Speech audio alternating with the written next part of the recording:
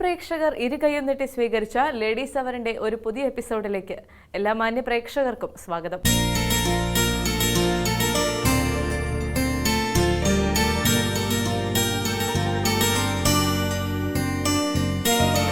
സ്വന്തം പ്രയത്നത്താൽ വിവിധ മേഖലകളിൽ ജീവിത വിജയം നേടിയ സ്ത്രീ വ്യക്തിത്വങ്ങളെ പരിചയപ്പെടുത്തുന്നു സ്മാർട്ട് ലേഡി.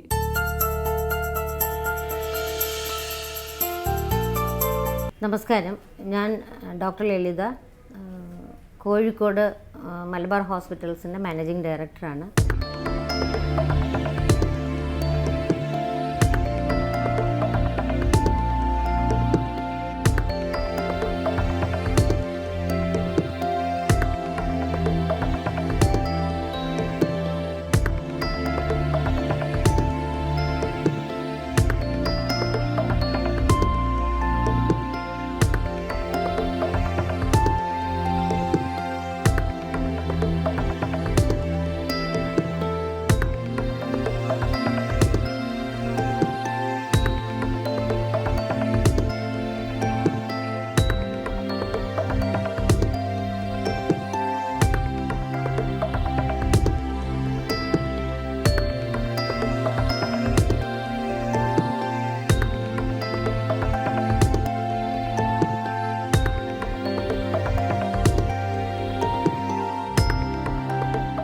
ഞങ്ങളുടെ ആശുപത്രി ഒരു മൾട്ടി സ്പെഷ്യാലിറ്റി ഹോസ്പിറ്റലാണ്. പ്രധാനമായിട്ടും urology, gynaecology, gastroenterology, then paediatrics, അതുപോലെ തന്നെ ഓങ്കോളജി ഞങ്ങളുടെ ഒരു വളരെ എക്സ്റ്റെൻസീവ് ആയിട്ടുള്ളൊരു സ്പെഷ്യാലിറ്റിയാണ്.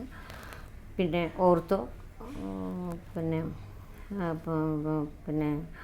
Emergency medicine, then general medicine, cardiology, അങ്ങനെ ഏകദേശം എല്ലാ തരത്തിലുള്ള സ്പെഷ്യാലിറ്റികളും ഉണ്ട്. ഞങ്ങൾ തുടക്കത്തിൽ ഒരു സർജിക്കൽ സ്പെഷ്യാലിറ്റി എന്നുള്ള രീതിയിലാണ് തുടങ്ങിയത്. പിന്നീട് അതിനുശേഷം മെഡിക്കൽ സ്പെഷ്യാലിറ്റി ആഡ് ചെയ്യുകയാണ് ഉണ്ടായത്. ഇപ്പോൾ മിക്കവാറും കാർഡിയോളജി, ന്യൂറോളജി ഒഴിച്ചിട്ടുള്ള ബാക്കി ഉള്ള എല്ലാ സ്പെഷ്യാലിറ്റികളും നമുക്കുണ്ട്. ENT വളരെ നന്നായിട്ടുണ്ട്,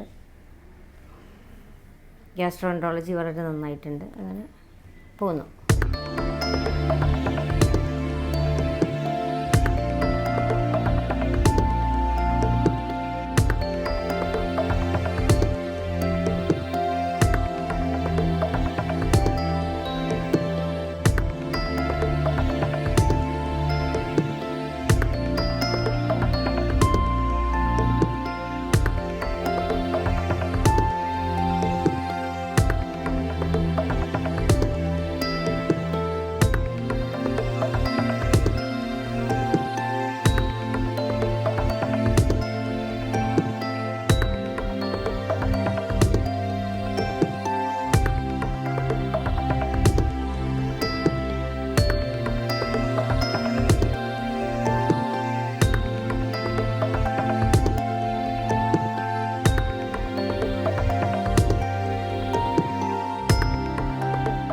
ഇത് ഞങ്ങൾ കോഴിക്കോട് എത്തിയിട്ട് 39 വർഷമായി. എൻ്റെ ഹസ്ബൻഡ് അസിസ്റ്റൻറ്റ് പ്രൊഫസറായിട്ട് മെഡിക്കൽ കോളേജിലേക്ക് ട്രാൻസ്ഫർ ആയ സമയത്താണ് ഞാൻ കോഴിക്കോട് എത്തുന്നത്.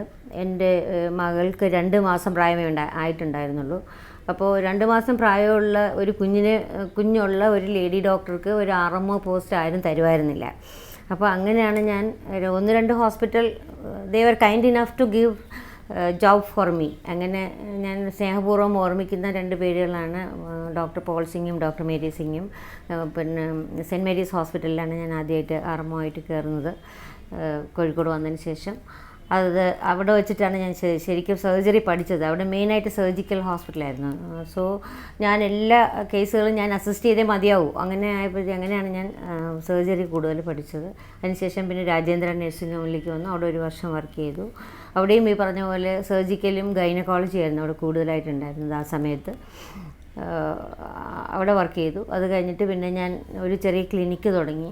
അതിനുശേഷം പിന്നെ മലബാർ ഹോസ്പിറ്റലിൽ തുടങ്ങുമായിരുന്നു.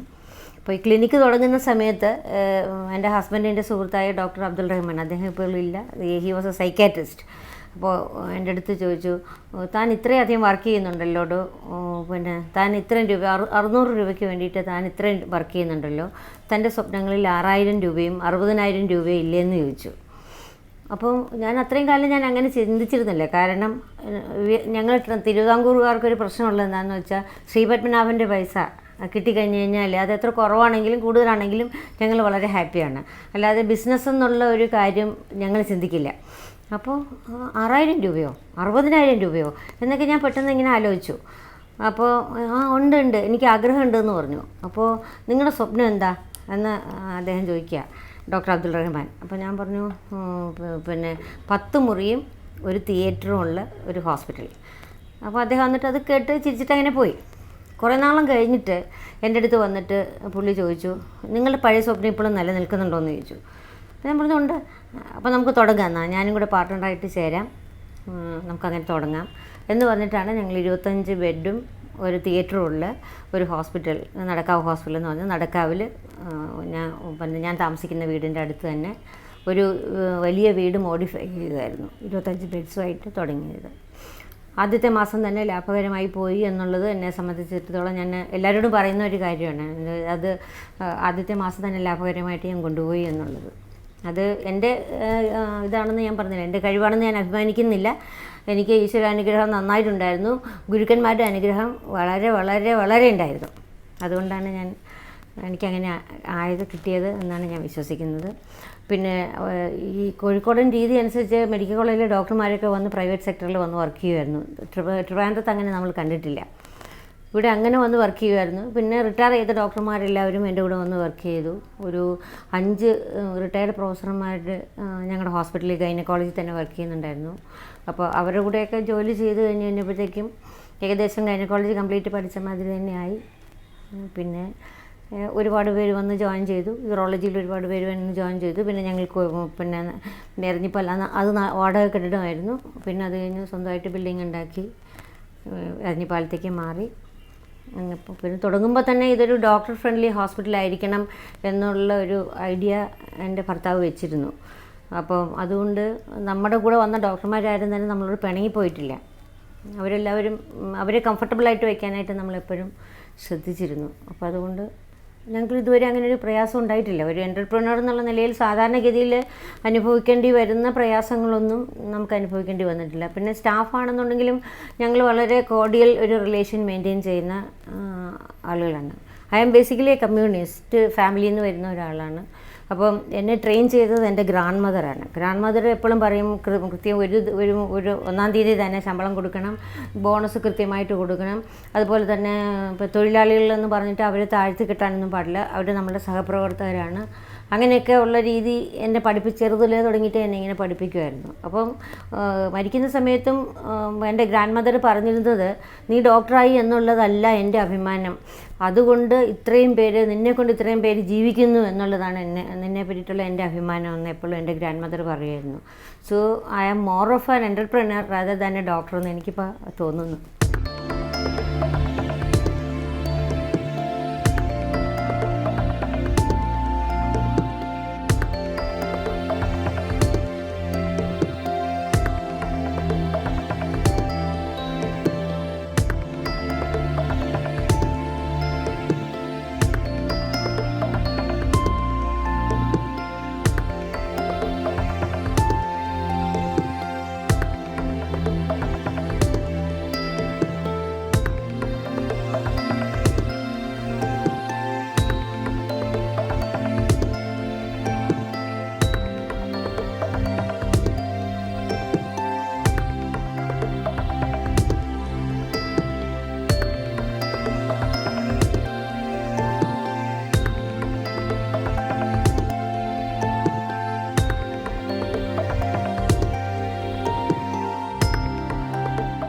പണ്ടൊക്കെ എന്ന് വെച്ചാൽ നമ്മുടെ ഇഷ്ടങ്ങളല്ല, അച്ഛനും അമ്മയും നമ്മളെ കഷ്ടപ്പെട്ട് വളർത്തുന്നു, അച്ഛനും അമ്മയും പറയുന്നു ഇതിന് പോയിക്കോളൂ എന്ന് പറയുന്നു, പോണു, അത്ര തന്നെ. അപ്പോൾ എനിക്ക് ആദ്യത്തെ ഇഷ്ടം ടീച്ചറാവണമെന്നുള്ളതായിരുന്നു. രണ്ടാമത്തെ ഇഷ്ടം പത്രപ്രവർത്തകയാകുക എന്നുള്ളതായിരുന്നു. എൻ്റെ അച്ഛൻ പറഞ്ഞു, മിണ്ടരുത്, പോയിക്കോ മെഡിക്കൽ കോളേജിലേക്ക് എന്ന് പറഞ്ഞു. മറ്റ് 2 ഇഷ്ടങ്ങൾ മാറ്റി വെച്ചു, മെഡിക്കൽ കോളേജിലേക്ക് പോയി. പക്ഷേ അന്നൊക്കെ എൻ്റെ അച്ഛൻ പഠിപ്പിച്ചിരുന്ന ഒരു കാര്യമുണ്ട്, എവിടെ പോയാലും നമ്പർ 1 ആവാൻ ശ്രമിക്കുക നമ്പർ 1 ആകാൻ ശ്രമിച്ചെങ്കിൽ മാത്രമേ നമ്പർ 10 ആവുള്ളൂ എന്ന് എന്നോട് പറയുമായിരുന്നു. പിന്നെ ആൺകുട്ടിയും പെൺകുട്ടിയും തമ്മിൽ ഒരു വ്യത്യാസമില്ലാതെ, എൻ്റെ ബ്രദർ എന്നെക്കാട്ടിൽ 8 വയസ്സിനുള്ളതാണ്. അപ്പോൾ ഒരു വ്യത്യാസവും ഇല്ലാതെയാണ് ഞങ്ങളുടെ വീട്ടിൽ വളർത്തിയിരുന്നത്. അപ്പോൾ ആ സ്പിരിറ്റ് എൻ്റെ ഉള്ളിൽ നിറച്ച് വെച്ചത് എൻ്റെ അച്ഛനാണ്. അപ്പോൾ എവിടെ ചെന്നാലും ഒരിക്കലും പിന്നോട്ട് പോകരുത്, പെണ്ണാണെന്ന് പറഞ്ഞ് പിന്നിലേക്ക് പോകരുത് എന്ന് ആണായ അച്ഛൻ എന്നെ ഉപദേശിച്ചിരുന്ന ആ കാലത്തായിരുന്നെന്ന് ഓർത്തോളണം. അങ്ങനെ എന്നെ ഉപദേശിച്ചിരുന്നു എവിടെ പോയാലും. പിന്നെ ഞങ്ങൾ ചെല്ലുമ്പം അന്നത്തെ കാലത്ത് ഞങ്ങളെ പഠിപ്പിക്കുന്നത് എങ്ങനെയാണെന്ന് വെച്ചാൽ, you are the instruments of God. നിങ്ങൾ ദൈവത്തിൻ്റെ ഉപകരണങ്ങളാണ്. അത് നിങ്ങൾ ആരോഗ്യരംഗത്തുള്ള നന്മയും തിന്മയും എല്ലാം ഞാൻ ചെയ്യണമെന്ന് തീരുമാനിക്കുന്നുവോ ദൈവം അതെല്ലാം നടപ്പാക്കുന്നത് നിങ്ങളിലൂടെയാണ്. അപ്പോൾ അതുകൊണ്ട് നിങ്ങൾ പ്രത്യേകമായിട്ടും ദൈവത്തിന് ഇഷ്ടപ്പെട്ട ആളുകളാണ്. അതുകൊണ്ട് you be the instruments of God till you die എന്നുള്ളതാണ് നമ്മളെ പഠിപ്പിക്കുന്നത്. അത് ഇപ്പം അങ്ങനെ ഒരു ക്ലാസ് പിന്നെ സ്റ്റുഡൻസിന് എടുക്കുന്നുണ്ടോ എന്ന് എനിക്കറിയാൻ പാടില്ല. അന്ന് ഞങ്ങൾക്കതെല്ലാം കേട്ടപ്പോൾ വളരെ സന്തോഷം തോന്നി. കാരണം ദൈവത്തിന് ഏറ്റവും വേണ്ടപ്പെട്ടവർ, അതിനെക്കാട്ടിലും മനോഹരമായിട്ടുള്ള ഒരു സങ്കല്പം, അതിനെക്കാട്ടി അനുഗ്രഹീതമായിട്ടുള്ള ഒരു കാര്യം വേറെ ഇല്ലല്ലോ.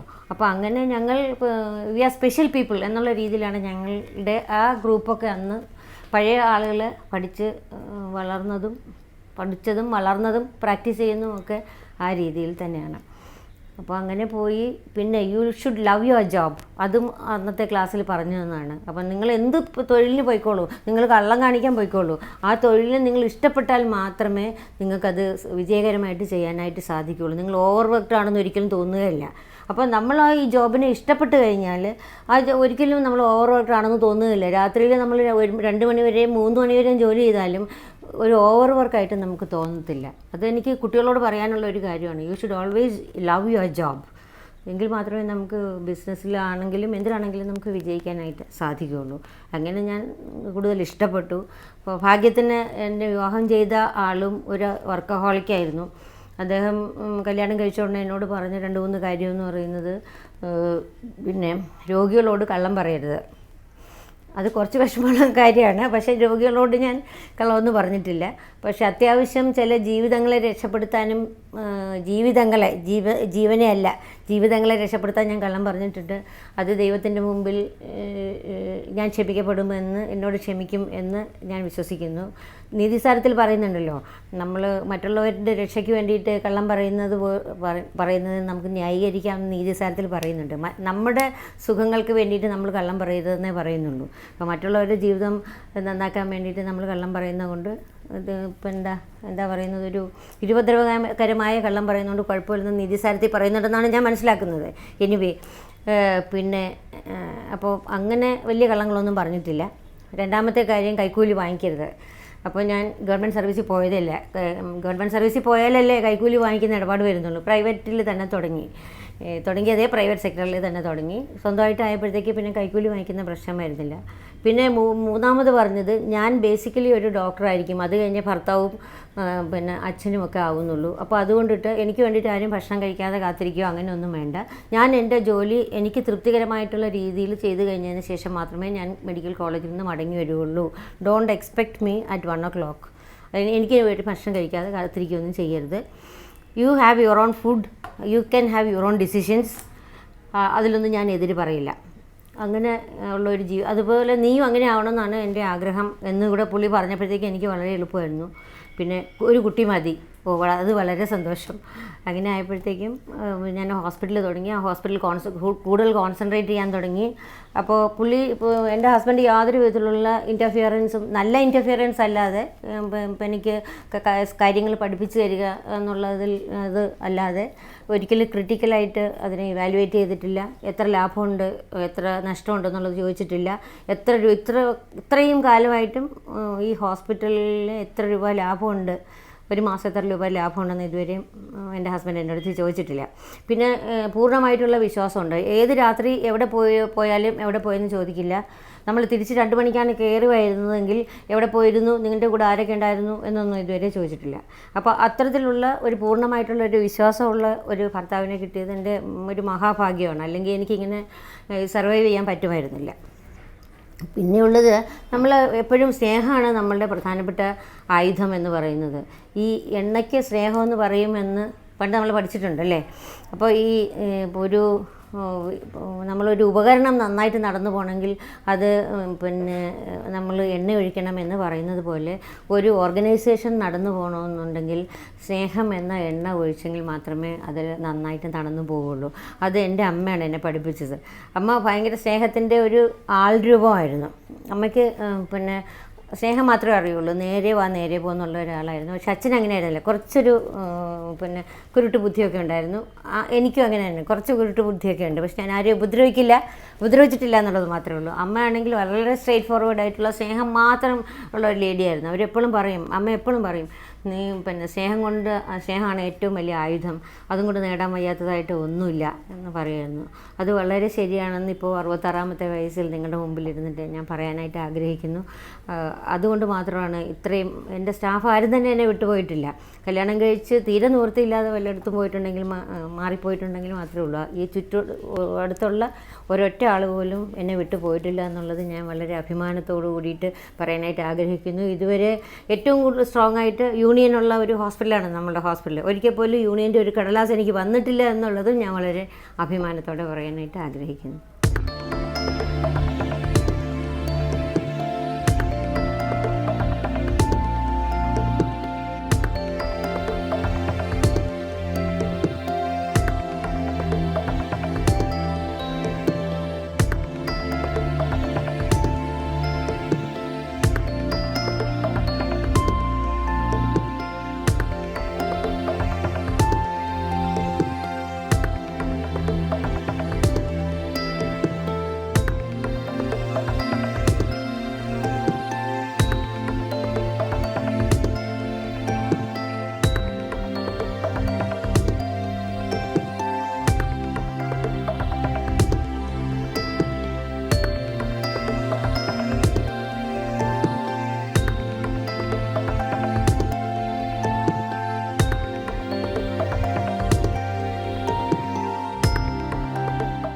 ഓരോ രോഗിയും ഓരോ പാഠം തന്നെയാണ്. ഓരോ രോഗിയും മറക്കാനാവാത്ത ഒരു അനുഭവം തന്നെയാണ്. നമുക്ക് പലപ്പോഴും ജീവിതം എന്താണെന്ന് നമ്മളെ പഠിപ്പിച്ചു തരുന്നതും ഇത് മാത്രം ഇങ്ങനെയൊക്കെയാണല്ലോ ജീവിതം എന്ന് നമ്മൾ മനസ്സിലാക്കുന്നതും ഇവരുടെ കഥകൾ കേൾക്കുമ്പോഴാണ്. ഒരുപക്ഷെ ആദ്യത്തെ ചോദ്യത്തിന് പിന്നെ വെറും രോഗം മാത്രം ചോദിച്ച് മരുന്നെഴുതുന്ന ഒരു ഡോക്ടർക്ക് അയാളുടെ രോഗം ശരിക്ക് കണ്ടെത്താൻ പറ്റുമെന്ന് തന്നെ എനിക്ക് പലപ്പോഴും സംശയം തോന്നിയിട്ടുണ്ട്. പ്രത്യേകിച്ച് ഈ മലബാർ ഏരിയയിൽ വന്നതിന് ശേഷം അവർ നിയർ 60% ആൾക്കാർക്ക് മാത്രമേ രോഗമുള്ളൂ. ബാക്കിയുള്ള 40% ആളുകൾക്ക് രോഗമില്ല. നമ്മളെ കാണാൻ വരുന്നവർക്ക് അവർക്ക് മാനസികമായിട്ടുള്ള സ്വാസ്ഥ്യമാണ് ഏറ്റവും പ്രധാനം. അവരോട് സ്നേഹമായിട്ട് സംസാരിക്കുക, ഒന്ന് തോളത്ത് പിടിക്കുക, എന്താടോ സാരമില്ല, ഫോൺ നമ്പർ കൊടുത്തിട്ടുണ്ടെങ്കിൽ വലിയ സന്തോഷം, എപ്പോൾ വേണമെങ്കിലും വിളിച്ചോളൂ, പ്രയാസം ഉണ്ടെന്നുണ്ടെങ്കിൽ എന്നൊക്കെ പറയുകയാണെന്നുണ്ടെന്നുണ്ടെങ്കിൽ അവരുടെ പിന്നെ അസുഖം പാതി മാറും. ചിരിച്ചൊക്കെ സംസാരിക്കുകയാണെങ്കിൽ 90% മാറും. പിന്നെ എന്തെങ്കിലും ഒരു ഗുളിക നമ്മൾ പേരിന് എഴുതി കൊടുത്തില്ല വേണ്ടാന്ന് വിചാരിച്ചിട്ട് എന്തെങ്കിലും ചിലപ്പോൾ എഴുതി കൊടുക്കുന്ന മിക്കവാറും പേർക്ക് മരുന്നിൻ്റെ ആവശ്യമേ വരുന്നില്ല. പ്രത്യേകിച്ച് ഈ ഗൾഫ് സിൻഡ്രോം ഉള്ള ഈ നാട്ടിൽ ഒരുപാട് പേര് ഏകാന്തതയും അതിനോടനുബന്ധമായിട്ടുള്ള മാനസികവും ശാരീരികവുമായിട്ടുള്ള പ്രശ്നങ്ങൾ അനുഭവിക്കുന്നുണ്ട്. അത് എത്ര പേർക്ക് അറിയാമെന്ന് എനിക്ക് അറിഞ്ഞുകൂടാ. പക്ഷേ അവർക്കും ഈ ഇടയ്ക്കിടയ്ക്കുള്ള സൊലേസ് ആവശ്യമാണ്. അതിനു വേണ്ടിയിട്ടാണ് ഒരുപാടധികം ആളുകൾ നമ്മളുടെ അടുത്തേക്ക് വരുന്നത്.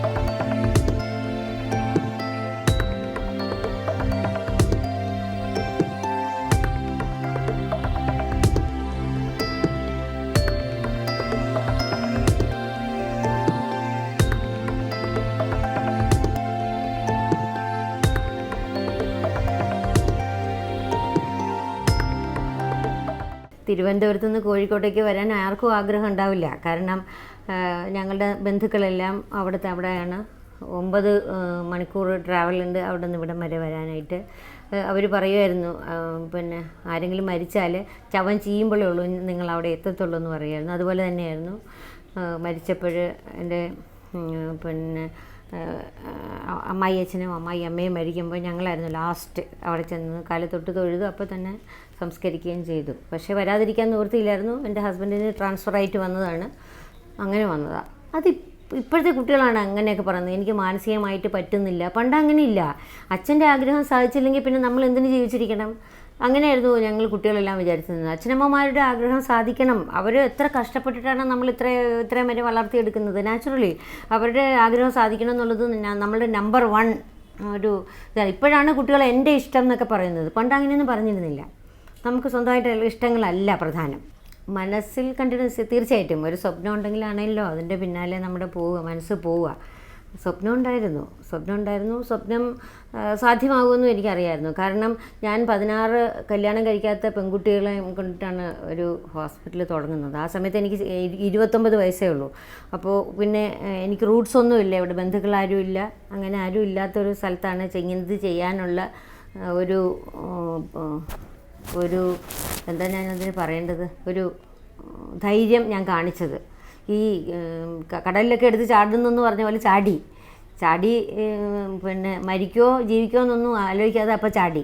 പിന്നെ ഒരു പ്രോബ്ലം ഉണ്ടായിരുന്നു എന്താണെന്ന് വെച്ചാൽ എൻ്റെ ഹസ്ബൻഡ് ഒട്ടും തന്നെ പിന്നെ പ്രൈവറ്റ് പ്രാക്ടീസിൽ താല്പര്യം ഉണ്ടായിരുന്ന ആളല്ല. പിന്നെ വാർഡിൽ നിന്ന് കൈക്കൂലി വാങ്ങിക്കത്തില്ലായിരുന്നു. അപ്പോൾ 1100 രൂപ കൊണ്ട് ജീവിക്കാൻ ഭയങ്കര പ്രയാസമായിരുന്നു. സത്യം പറഞ്ഞാൽ ഒരു പിന്നെ പട്ടിണി എന്താണെന്ന് ഞാൻ അറിഞ്ഞത് ഞങ്ങളുടെ കല്യാണത്തിന് ശേഷമാണ്.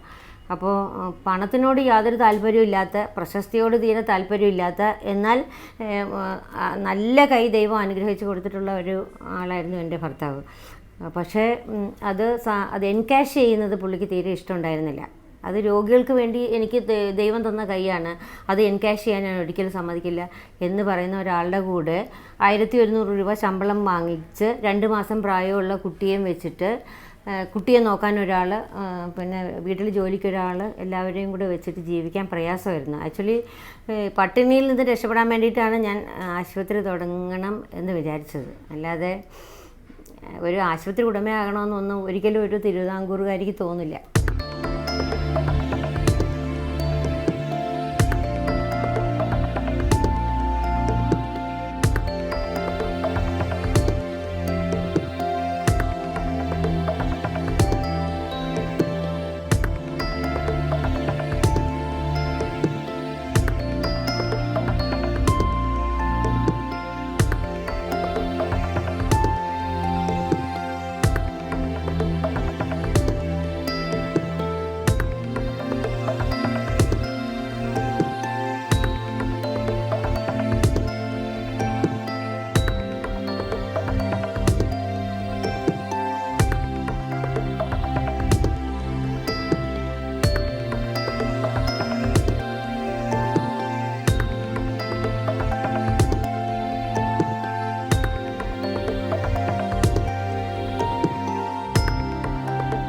ഈ ഹോസ്പിറ്റൽ എന്ന് പറയുന്നത് എൻ്റെ 2ാമത്തെ കുട്ടിയാണ്. ആദ്യത്തെ കുട്ടി എൻ്റെ മകൾ, അവൾ ഗൈനക്കോളജിസ്റ്റാണ്, ഇവിടെ തന്നെയാണ് വർക്ക് ചെയ്യുന്നത്. ഇതെൻ്റെ 2ാമത്തെ കുഞ്ഞാണ്. അപ്പോൾ ഇതിനെന്ത് പ്രശ്നം ഉണ്ടായാലും എൻ്റെ മനസ്സ് വല്ലാണ്ട് വേദനിക്കും, എന്നെ തല്ലുന്നത് പോലെയാണ്. അപ്പോൾ ഇത് ഏറ്റവും വലിയ ഒരുപാട് വലുതാവണമെന്ന് ഞാൻ ആഗ്രഹിക്കുന്നില്ല, പക്ഷേ കുറച്ചുകൂടെ എല്ലാം വലുതാവണം, ആളുകൾ ഇഷ്ടപ്പെടുന്നതാവണം, ആളുകൾക്ക് എപ്പോഴും കയറി വരാവുന്ന ഒരു സ്ഥലം. അതായത് അയ്യോ ഇവിടെ വന്നാൽ പറമ്പ് വിൽക്കേണ്ടി വരുമോ എന്നുള്ള ഒരു തോന്നലുണ്ടാവരുത് എന്ന് എനിക്ക് നിർബന്ധമുണ്ട്. അപ്പം ബില്ല് കുറയ്ക്കണമെന്ന് പറയുന്ന ആളുകൾക്ക് ഞാൻ കഴിയുന്നത്ര ബില്ല് കുറച്ച് കൊടുത്തിട്ട് ഞാൻ പറയും, നിങ്ങൾ അതുപോലെ വേറെ എന്തെങ്കിലും പ്രശ്നങ്ങളുണ്ടെങ്കിൽ വഴക്കൊക്കെ ഉണ്ടാക്കുന്നവരോട് ഞാൻ പറയും, ഞങ്ങളെ നിങ്ങൾ വെറുത്ത് പോകരുത് ഒരിക്കലും. എനിക്കത് മാത്രമേ ഉള്ളൂ നിങ്ങളോടുള്ള ഒരു അഭ്യർത്ഥന എന്ന് ഞാൻ പറഞ്ഞിട്ട്, എന്തെങ്കിലും നമ്മുടെ സ്റ്റാഫ് എന്തെങ്കിലും മിസ്ബിഹേവ് ചെയ്യുമോ അങ്ങനെ എന്തെങ്കിലും പ്രശ്നങ്ങളുണ്ടെങ്കിൽ ഞാൻ അവരോട് തൊഴുതിട്ട് ഞാൻ മാപ്പ് പറഞ്ഞിട്ടുണ്ട് പലപ്പോഴും. എപ്പോഴും കയറി വരാവുന്ന ഒരു സ്ഥലം, എല്ലാവർക്കും സന്തോഷം കൊടുക്കാവുന്ന ഒരു സ്ഥലം, ഒരു ഹോംലി ആറ്റിറ്റ്യൂഡ് മെയിൻറ്റെയിൻ ചെയ്യുന്ന ഒരു സ്ഥലം, അതാണ് ഞാൻ ഈ ആശുപത്രി കൊണ്ട് ഉദ്ദേശിക്കുന്നത്. അത് ഒരു പരിധിവരെ എനിക്ക് സാധിച്ചിട്ടുണ്ടെന്നാണ് എൻ്റെ വിശ്വാസം.